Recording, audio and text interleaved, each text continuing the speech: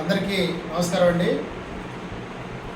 నేను మీ తాండ్ర సాంబశివరావు, ఆంధ్రప్రదేశ్ రాష్ట్ర మాజీ సైనిక సంక్షేమ సంఘం అధ్యక్షుడిగా మాట్లాడుతున్నాను. ఈరోజు మీ అందరి ముందుకి రావడానికి ముఖ్యమైన ఉద్దేశం మాజీ సైనికులకు, మాజీ సైనికుల సతీమణులకు, ఎవరైతే వైఫ్స్ ఉన్నారో, టీచర్స్ ఉపాధ్యాయుల విభాగంలో ఉపాధ్యాయులుగా పనిచేస్తున్నటువంటి మాజీ సైనికులకు కానీ, ఉపాధ్యాయురాలుగా పనిచేస్తున్నటువంటి మాజీ సైనికుల భార్యలకు కానీ గతంలో ప్రిఫరెన్షియల్ కేటగిరీ కింద పోస్టింగ్ విషయాల్లో కొంత వాళ్ళకి ప్రిఫరెన్స్ ఇవ్వటం జరిగింది. అది అందరికీ తెలిసిన విషయమే.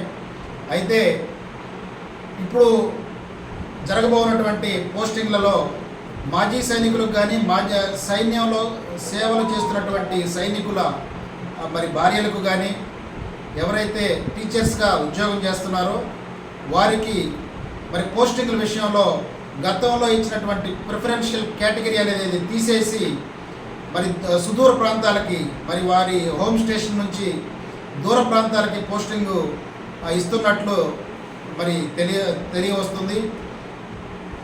ఇలాంటి చర్యలను మాజీ సైనికులకు కానీ, సైన్యంలో సేవ చేస్తున్నటువంటి భార్యలకు, ఎవరైతే టీచర్స్ ఉపాధ్యాయులుగా పనిచేస్తున్నారో వారిని ప్రిఫరెన్షియల్ కేటగిరీకి కింద తీసుకోకుండా దూర ప్రాంతాలకు పోస్టింగ్ చేసే విషయాన్ని మాజీ సైనిక సంక్షేమ సంఘం రాష్ట్ర కమిటీ తరఫున మేము తీవ్రంగా ఖండిస్తున్నాము.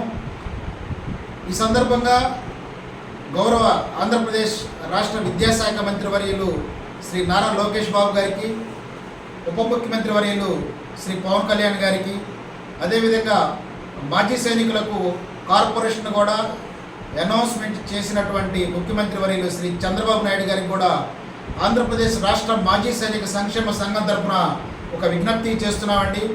దయచేసి సైనికులు వారి సేవ, దేశ సేవలో వారి సర్వీస్ మొత్తం కూడా కుటుంబాలకి, భార్య బిడ్డలు తల్లిదండ్రులకు అందరూ కూడా దూరాన ఎక్కడో మంచుకొండల్లో సర్వీస్ చేసి వస్తారు. వారు రీఎంప్లాయ్మెంట్, కొంతమంది మాజీ సైనికుల్లో ఉపాధ్యాయులుగా రీఎంప్లాయ్మెంట్ అయిన వారు కొంతమంది ఉన్నారు. అదేవిధంగా ఎక్కడో మంచుకొండల్లో అడవుల్లో డ్యూటీలు చేస్తున్నటువంటి సైనికుల సతీమణులు ఉపాధ్యాయురాలుగా ఉన్నారు.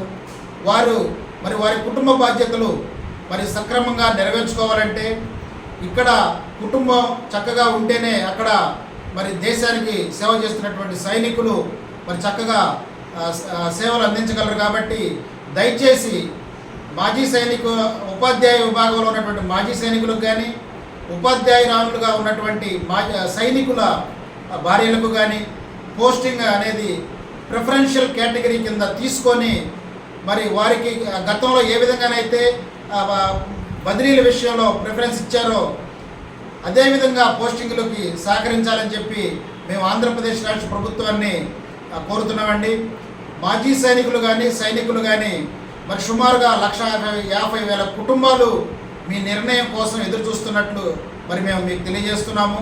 దయచేసి సైనికులు, బోర్డర్లో సేవలు అందిస్తున్నటువంటి సైనికుల యొక్క ఆవేదనని మీరు పరిగణనలోకి తీసుకొని మాజీ సైనికులు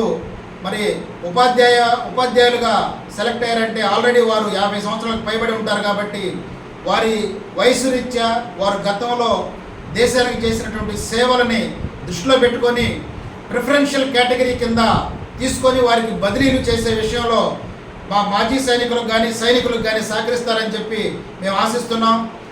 ఈ విషయంలో Andhra Pradesh Sainik welfare department brigadier director అయినటువంటి బ్రిగేడియర్ వెంకటరెడ్డి గారికి కూడా మేము ఆంధ్రప్రదేశ్ రాష్ట్ర మాజీ సైనిక సంక్షేమ సంఘం తరఫున విజ్ఞప్తి చేస్తున్నాం. సార్, మీరు కూడా దయచేసి విద్యాశాఖ కమిషనర్తో కానీ, ప్రిన్సిపల్ సెక్రటరీ గారితో కానీ ఈ విషయాన్ని లేవనెత్తి ఉపాధ్యాయ విభాగంలో ఉన్నటువంటి మాజీ సైనికులకు, సైన్యంలో సేవలు అందిస్తున్నటువంటి సైనికుల కుటుంబ సభ్యులకు న్యాయం చేకూరుస్తారని చెప్పి ఆ దిశగా సైనిక్ వెల్ఫేర్ డిపార్ట్మెంట్ తరఫున కూడా చర్యలు తీసుకోవాలని చెప్పి కోరుకుంటూ మరొకసారి ఆంధ్రప్రదేశ్ గవర్నమెంట్ ప్రభుత్వాన్ని, గౌరవ విద్యాశాఖ మంత్రి వర్యులు శ్రీ నారా లోకేష్ గారికి, పవన్ కళ్యాణ్ గారికి, ముఖ్యమంత్రి వర్యులు నారా చంద్రబాబు నాయుడు గారికి కూడా మరొక్కసారి విజ్ఞప్తి చేస్తూ ఉపాధ్యాయ విభాగంలో పనిచేస్తున్నటువంటి మాజీ సైనికులకు, సైనికుల భార్యలకు